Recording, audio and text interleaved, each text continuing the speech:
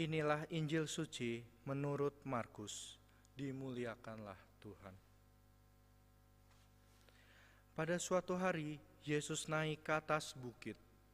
Ia memanggil orang-orang yang dikehendakinya, dan mereka pun datang kepadanya.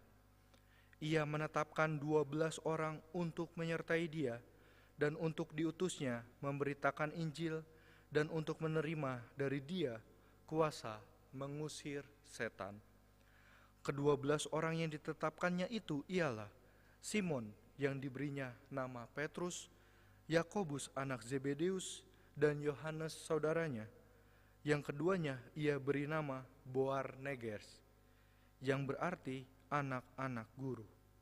Selanjutnya Andreas, Filipus, Bartolomeus, Matius, Thomas, Yakobus anak Alfeus, Tadeus, Simon orang Zelot, dan Yudas Iskariot yang mengkhianati dia. Demikianlah sabda Tuhan. Terpujilah Kristus.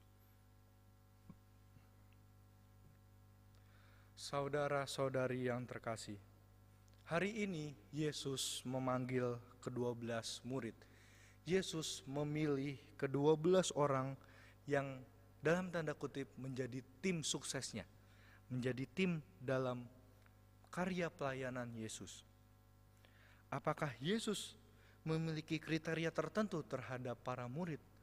Apakah Yesus menunjuk murid-murid yang dengan latar belakang mewah, dengan latar belakang pendidikan yang cukup dan sebagainya macamnya? Jawabannya adalah tidak. Yesus memilih para murid, memilih orang-orang yang justru memiliki latar belakang yang berbeda-beda satu sama lain.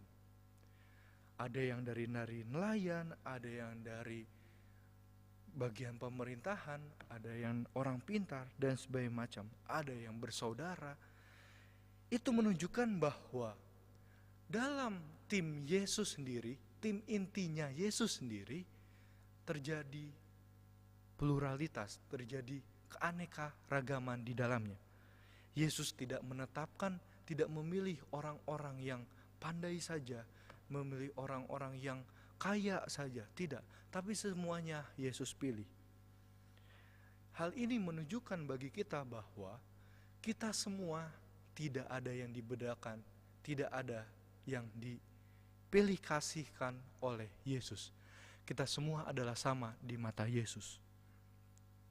Maka saudara-saudari yang terkasih, hari ini kita dikuatkan oleh bacaan hari ini, juga oleh Yesus sendiri yang memilih timnya, memilih tim intinya dalam karya pelayanannya. Ia memilih semua orang.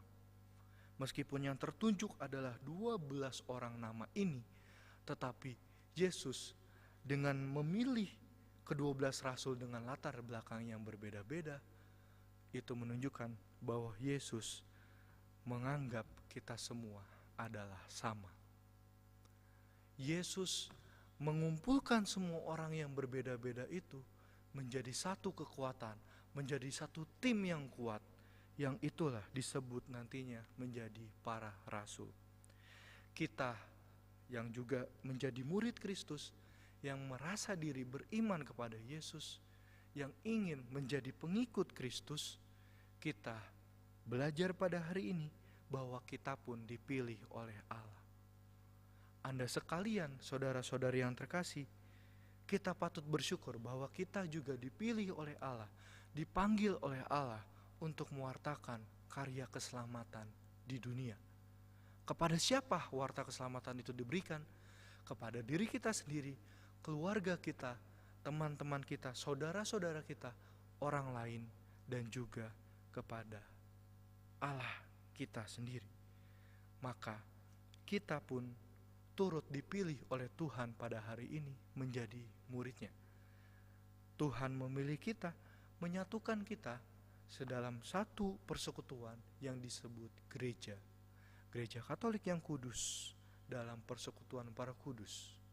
Maka kita patutlah bersyukur bahwa kita juga mendapat bagian dalam kesatuan bersama dengan para kudus, bersama para rasul yang telah terlebih dahulu dipilih oleh Yesus dari segala keanekaragaman mereka, latar belakang mereka yang berbeda-beda, tetapi Yesus sebagai kepala menyatukan kita semua.